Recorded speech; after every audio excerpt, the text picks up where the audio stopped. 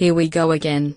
According to the latest statement on the global climate, it's likely we've just lived through another one of the hottest years on record. In fact, it looks like 2017 is going to be the warmest year without an El Niño we've ever experienced, with a plethora of extreme weather events across the globe to round out the fun. As 2017 rapidly draws to a close, a provisional statement from the World Meteorological Organization (WMO) has been released today at the latest United Nations Climate Change Summit 23 Colombian pesos in Bonn, Germany. According to the statement, from January to September this year the average global temperatures were approximately 1.1 degrees Celsius above the pre-industrial era, putting us uncomfortably close to the famous Paris Agreement goal of 1.5 degrees Celsius. In parts of southern Europe and the African continent, this year brought record high temperatures, made all the more remarkable by the fact that we didn't have the temperature-boosting influence of the El Niño cycle. As experts have noted, the last 2 years, both record-breaking in terms of global temperatures, were particularly sweltering thanks to an exceptionally strong El Niño, the cyclical shift that brings warmer weather across the Pacific Ocean. So, even though 2017 has not broken the overall temperature records of last year, it's now become the hottest non-El Niño year, closing off 2013 to 2017 as the warmest 5-year period on record. Of course, none of this news is particularly shocking to climate scientists, who have been observing the upwards trend in global temperatures for a while now, and have a solid explanation for what's going on. The past 3 years have all been in the top 3 years in terms of temperature records. This is part of a long-term warming trend, said Petri Talas, Secretary General of the WMO.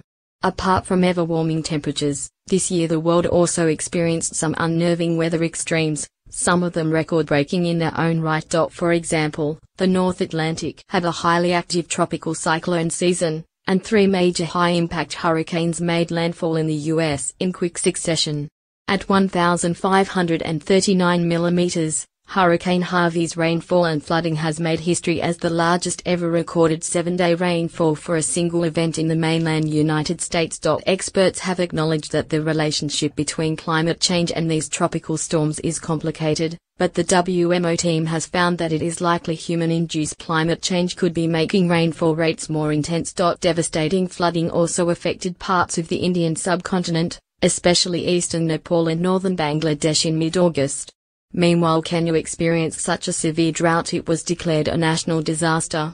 We have witnessed extraordinary weather, including temperatures topping 50 degrees Celsius in Asia, record-breaking hurricanes in rapid succession in the Caribbean and Atlantic reaching as far as Ireland, devastating monsoon flooding affecting many millions of people and a relentless drought in East Africa, said Talas. Many of these events, and detailed scientific studies will determine exactly how many, bear the telltale sign of climate change caused by increased greenhouse gas concentrations from human activities.